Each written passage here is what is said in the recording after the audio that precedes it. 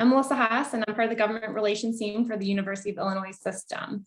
This is our first Altogether Extraordinary webinar for 2022, and we're very excited to start out by doing a deep dive on Shield Illinois and Shield T3, both of which are a major source of pride for the U of I system.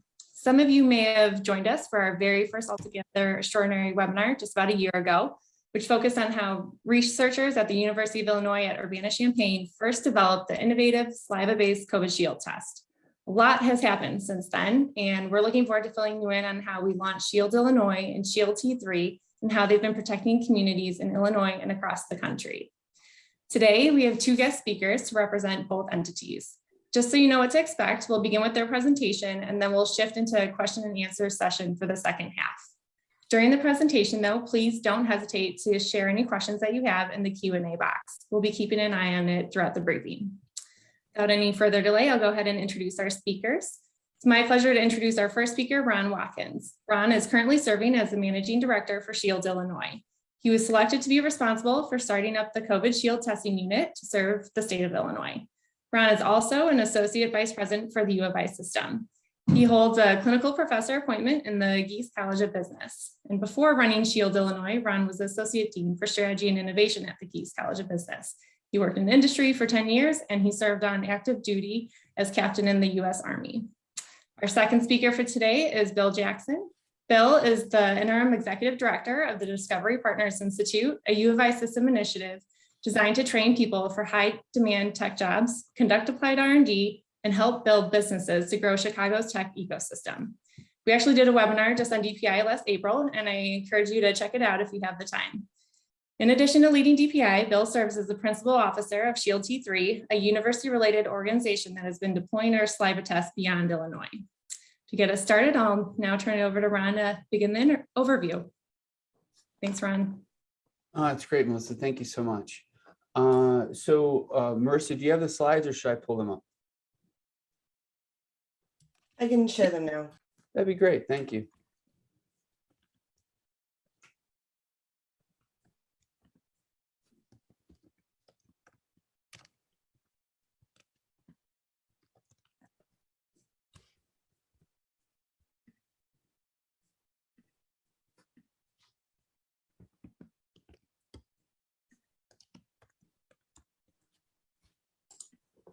Looks good.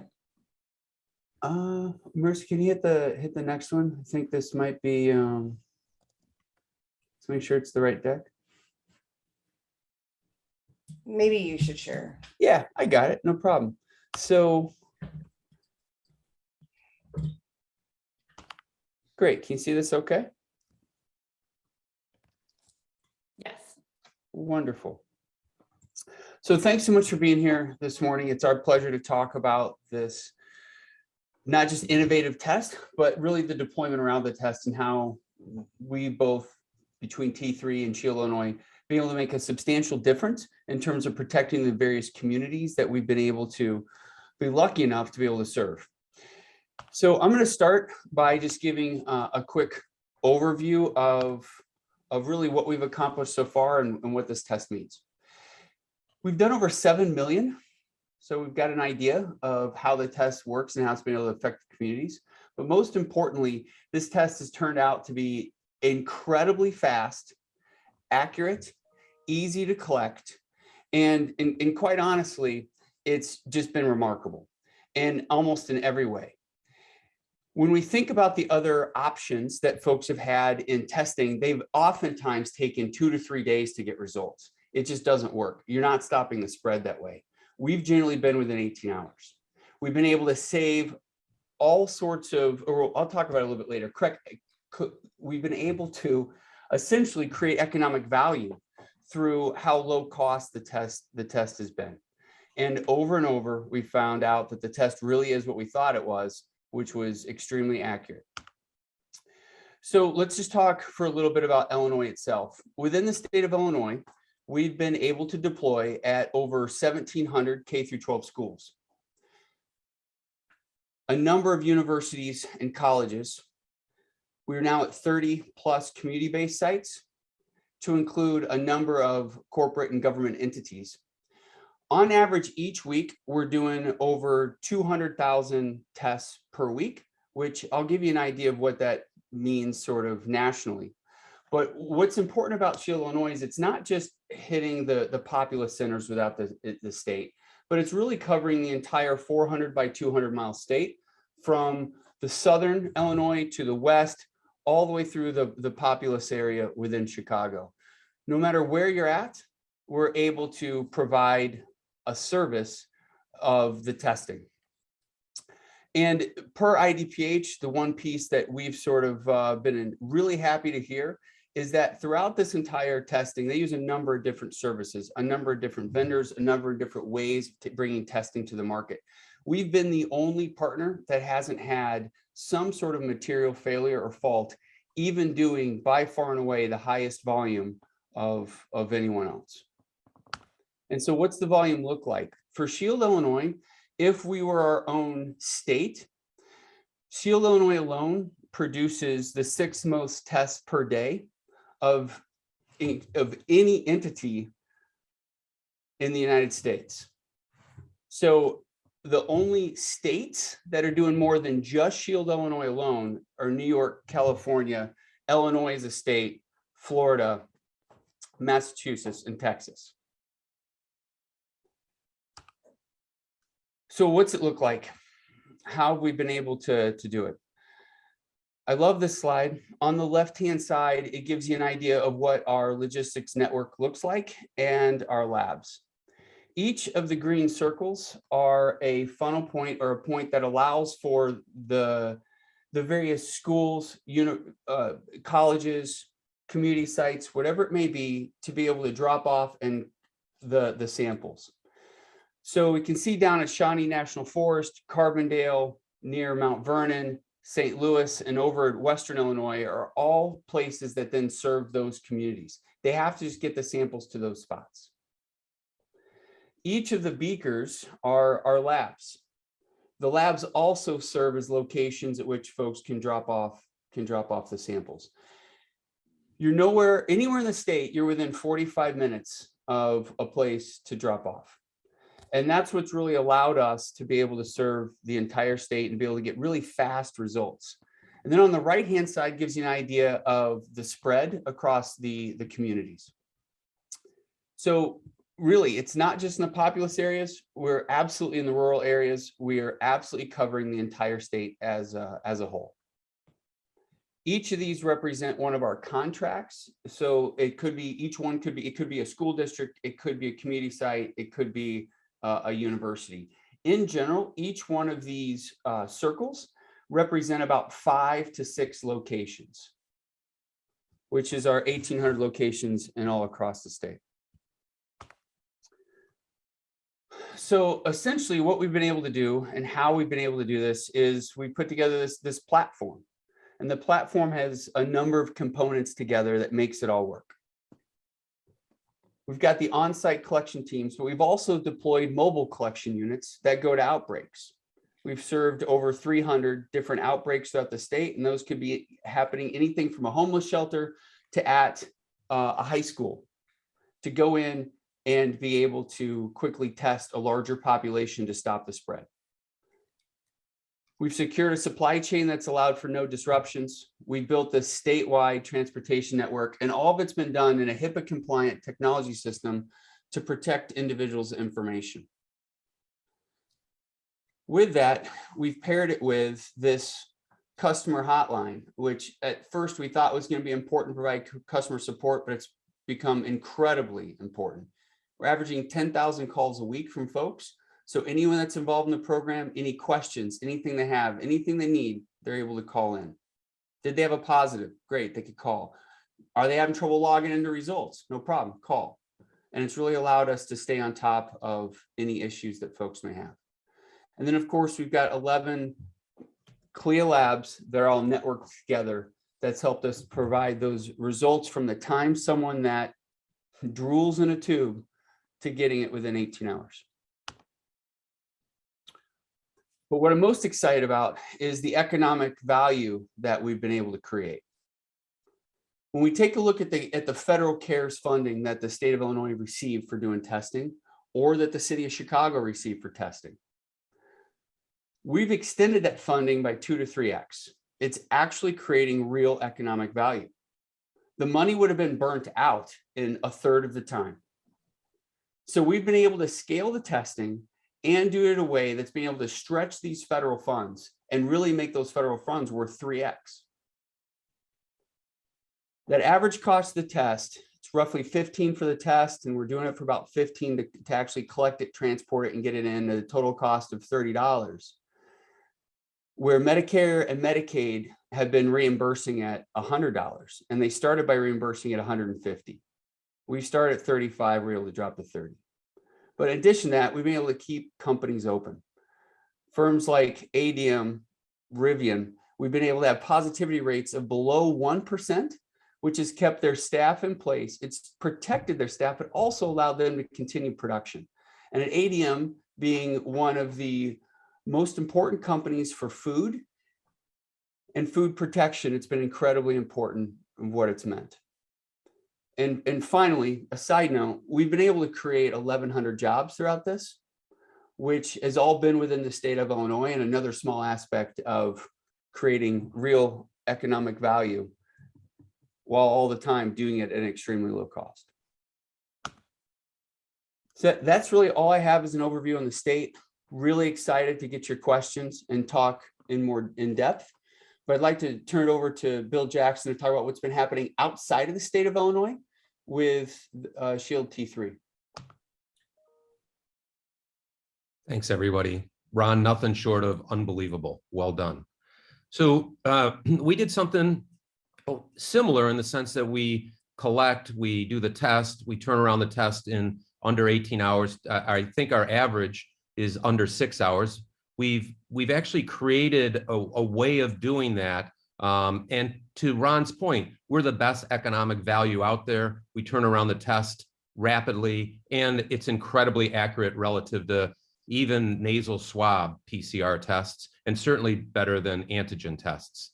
We serve a broad cross-section of players. We have 7 labs across the country, 2 in California, 1 in Maine, 1 in Madison, Wisconsin, 1 in Chicago, 1 in Kentucky, 1 in Washington, D.C., serving the Washington, D.C., Baltimore school area.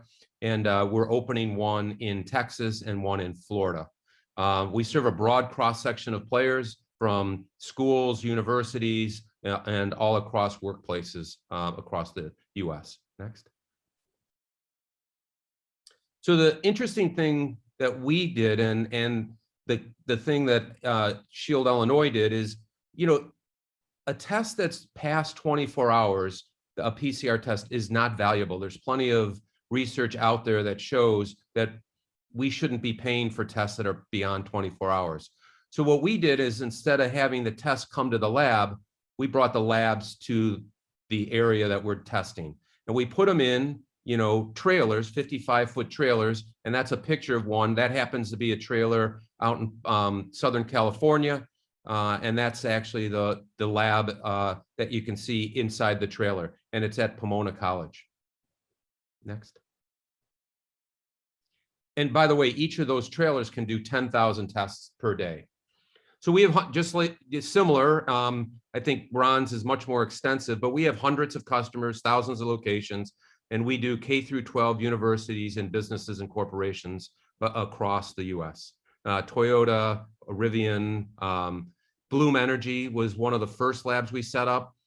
Spectacular partnership, doing everything in Sunnyvale, California, right next to Stanford's campus. We work with the University of Maine, and we do and Maine's statewide health, and we have spots across Maine, Washington, D.C. public schools, Baltimore, several universities across Washington, D.C. So pretty broad participation, but all of these, samples are brought directly to the lab, and we turn them around very rapidly, same day turnarounds. Next. We've gotten a lot of great press from it, from the Baltimore schools, across the university, New York Times, American University, Maine's gotten a lot of press on it, Washington Post. So nothing short of people recognize it as, leading edge technology and leading edge business model as much as just the technology. It's actually how we've actually implemented it that has actually been as successful as the technology. It's the combination. Next.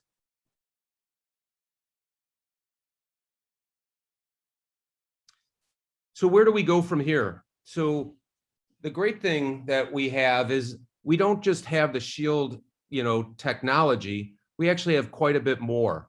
So the world is going to transition from just doing PCR tests will continue, but there's new and better there's newer technologies that are coming forward that will be more point of care. So in-house, in clinic, we're working on that. So we have a COVID respiratory program up and running. Wastewater epidemiology, you've probably read quite a bit about that.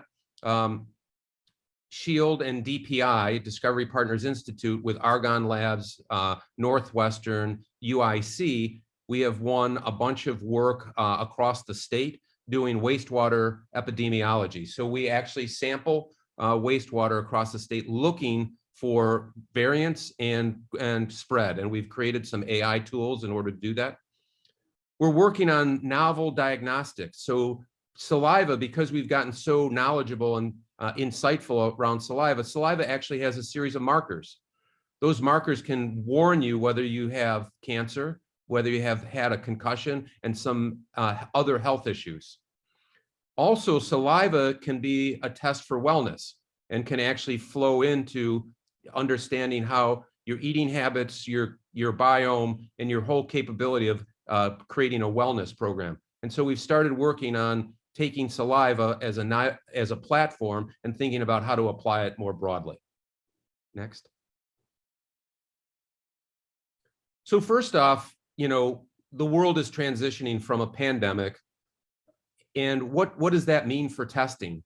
So we know today, PCR tests and CRISPR tests, when they take days are way too long. Our rapid PCRs in hours, as we've talked. Fluvid is where we can do all respiratory testing together, meaning that we can look for the flu as well as COVID, as well as other respiratory diseases. And we're working on developing that and getting that through the FDA.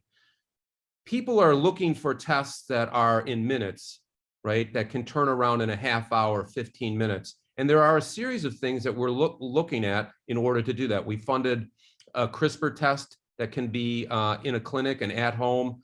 We're looking at some LAMP technologies that's at the university. Fluvid test within a clinic we're working on. The problem that we have to do is antigen tests in of themselves are not very good in the sense that they have a lot of false negatives. And so we've got to actually combine the accuracy of a PCR test with the time of an antigen test, and we're working on that. Next. On the wastewater, we actually do a whole series of areas where we actually go into the wastewater. In the state, there is 150 wastewater treatment plants. We work across those wastewater treatment plants, and we also work across dipping in various areas to test for breakouts. So we take a sample, we actually do a whole series of analytics around that.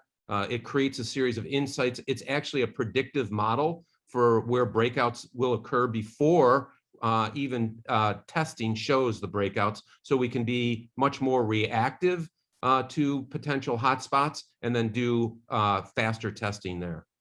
So that's up and running, and we're doing that across the state. Next. So it's just a great complement to COVID testing. In combination, as we move and breakouts start to be in hotspots, we can do wastewater at a lower cost, and then we can deploy COVID testing where we see hotspots. Next. So a lot going on, incredibly excited by the overall program. And I think it's very unique for the university to have done what it's done, both in Shield, Illinois and Shield T3. They funded Shield T3 in a unique way. that allowed us to become, and grow and help across the country without, being commercially oriented, being around the safety, as well as being, paying back the university. Thanks, everyone. Fantastic. Thanks, Bill and Ron. So much going on. It looks like we have about 30 or so minutes remaining. So we'll now move into the question answer portion. Just as a reminder, if you have any questions for our panelists, please go ahead and submit those through the Q&A box. And as folks are thinking of questions, I do have a couple of initial ones just to get us started. The first one, I think probably is for you, Ron, but Bill, you can answer this as well. For the community testing sites, is it free for community members? And do you need to sign up in advance? Any limitations on frequency? Yeah, so it's all free. It goes back to that Federal CARES Act money being used and being deployed out.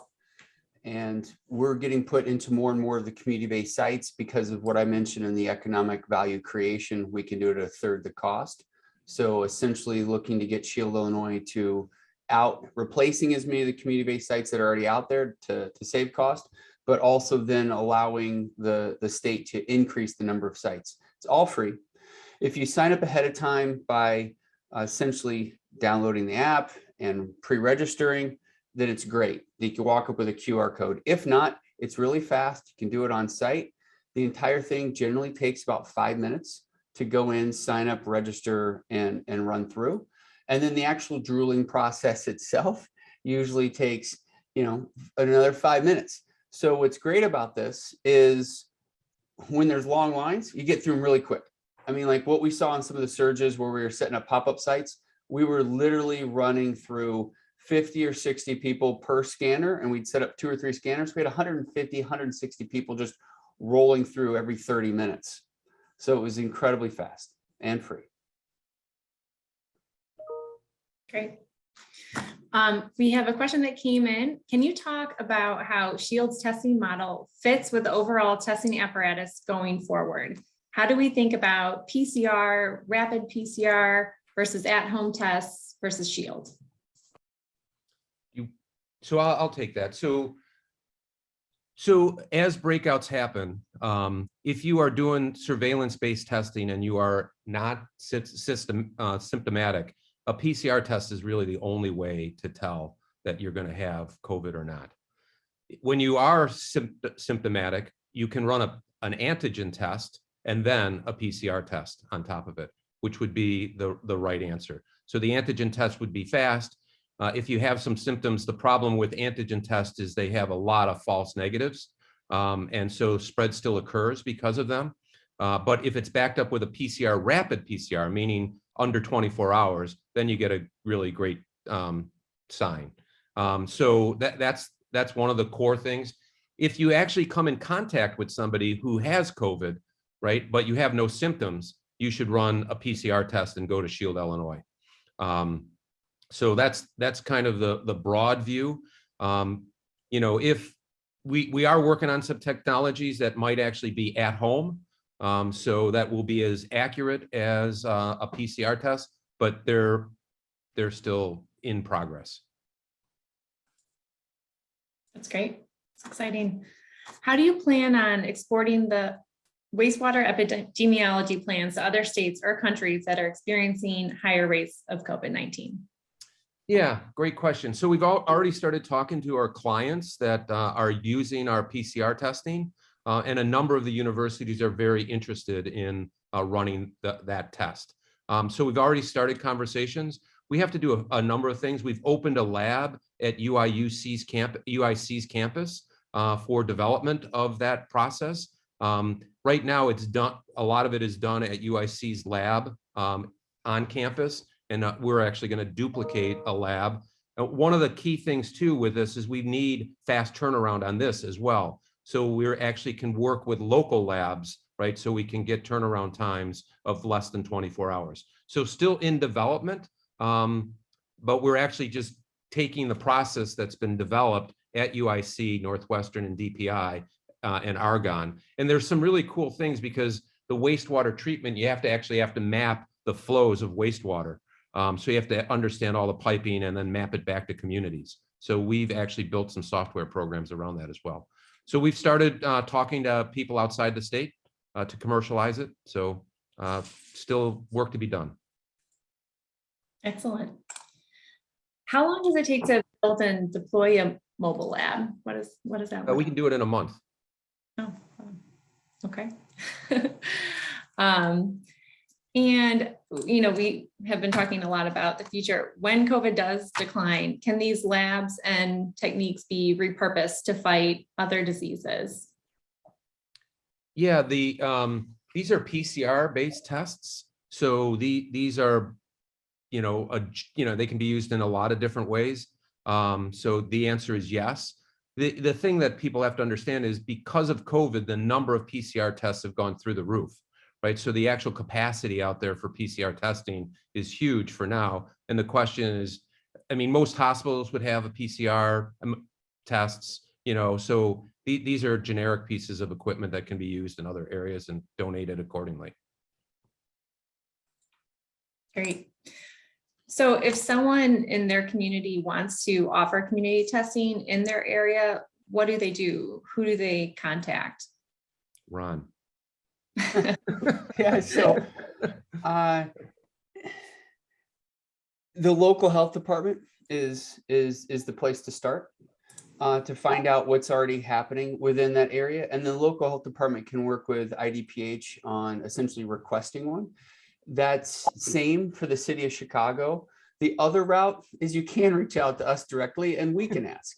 So what we find is it comes through one of the two channels. Like, for example, in downtown Chicago, there's two community sites coming up, one at the U.S. Federal Courthouse, which is right downtown, and the DePaul Circle campus, which is also right downtown. Both said that they wanted to be community-based sites. And in that case, we took it to the city of Chicago, and the city of Chicago supported it and said, yeah, great, let's do it. And that's all just coming online in the last week. So it's very exciting for the folks who work in the loop. Absolutely. What does it look like for a student getting tested in school? Could you kind of give us a little preview of that? And I know we might have some kind of video we might be able Yeah, to. I think we sent in a couple. So Adam, do you have the video of the child who's walking up with a tube? I think Eric might be able to get that activated for us. Here we are. All right, cool. So this is what it looks like. And there's a number of different ways that it happens in schools, but generally most schools on their way to lunch, there's some folks who are flowing through heading to grab something to eat. Before they're eating, they're going in, they're walking through the area that's designated, they're getting the vial. They're going to an area to then drool. In general, so there's a clock in the lower right. It started timing for the time that the student got up from their classroom and started walking over to the lunch area. And so far we're 2 minutes in and they've already drooled. Now she's a pro because this has been going on at that school, and usually by the third time someone's drooled, they're a pro. She's got a QR code that's already set up on her ID in this case. Otherwise, the principal here would pull her up and scan the barcode. She goes and drops it in and she's done. So her total time out of the classroom ends up being less than 5 minutes. On average, we find it's about 6 minutes. First time go is usually in the 10, and then by that third time, it's literally dropping in half. So the amount of time and disruption in the school day is much less than what you actually think that it would be. And one of the reasons why this has been so successful in the deployment across the 1,700 plus K through 12 schools. Impressive. Great video. This next question has a couple of different parts to it. To begin with, is Shield doing double testing of each sample? Why or why not? What is being done to ensure that a sample is tested twice, ensure that your proposed goals are achieved? So let me actually stop there, and then there's one final bit, but go ahead. Bill, do you want me to answer or do you want to take it? Go ahead. Sure. So on our EUA is we only test each sample once, and unless something is off on it, meaning if it doesn't fall 100% within the range that clearly shows what the result is of the sample, then they'll go back and they'll go through a retest protocol. Recently, we went through an internal trial to make sure we do checks every now and then, but recently pulled 1,800 positives out to just double check and make sure that we're still on it. And once again, it all came out as we expected, 99% accurate.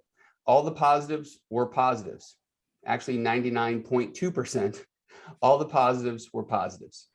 And so it's part of the EUA, it's part of the process. And essentially, if you think about it, what happens is when it goes at a certain CT value range, the person's clearly positive. It's one of the great things, reinforcing what Ron said, is that we have no false positives. So that has a huge value, unlike other types of tests. And we only do one test, but to Ron's point, is there's actually a curve that gets created when you're doing a CT scan. And if the curve is different, then we go back and retest it, which is, so we not only look at the CT values, we actually look at the curve that gets created by each test. So. Yeah, thank you, Bill, for that, because there is the individual double check on every curve that runs Right. through. So essentially, the way to think about it is the analytic side. The test may happen once, but the analytic side is happening twice. Which is actually very different than other places, as I understand it. The actual review of the curve, and we've actually talked about putting some analytics around that, is very unique compared to, so unlike some other PCR tests that might have some false positives, like the Yale test, we don't have that problem. Yeah, and thank you, Bill. I'm sorry, it's a string answer, but I think he's handling this exactly right. So normally when the results come off, they come straight off the PCR and they essentially just get loaded right up into whatever the resulting platform is to the individual.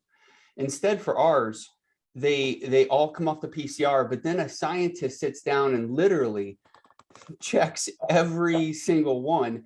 So it's not just what the machine is pushing out, it's also then there's this additional check that a scientist is doing over every single sample that rolls through, and then they're getting backloaded into the system and sent out.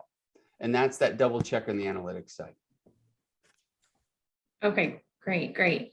Yeah, there was an additional follow-on about the curve and the original curve assuming high case positives in the community, and have we validated the curve when we have low positivity in the community? Yeah, it works the same because it's individually based. Yep. Okay. No problem. It's a home run. And part of the EUA when we received it was we had to do those trials around low versus high CT values, all of it, even right down to what type of toothpaste did someone have at a low CT value versus a high. So when people aren't exactly following the directions, still need to make sure the test works. Sure. Moving on to a different question. What kind of advice would you give to federal policymakers and even state legislators as they look at the ongoing response to COVID and preparations for future pandemics?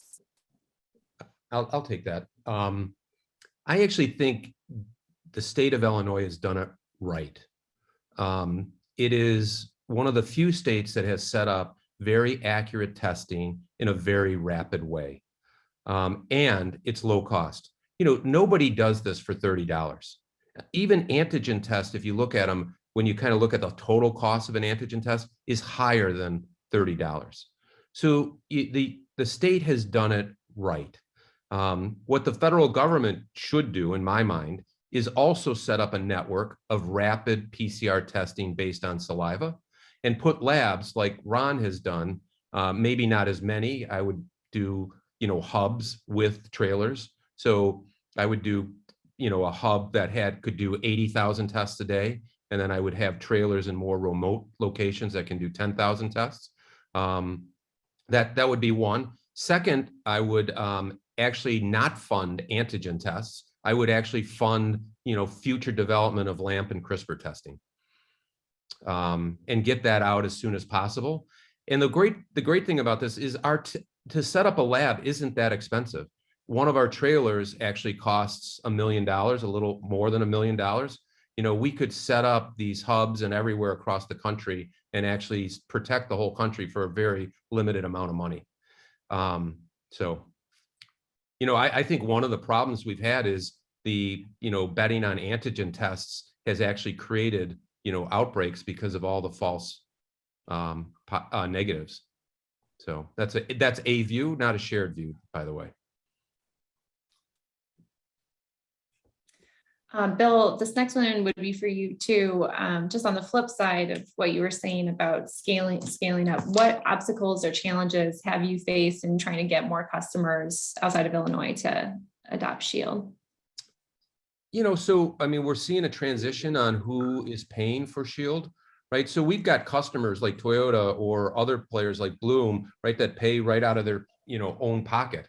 Right. And the reason they do that is to keep their facilities up and running and safe.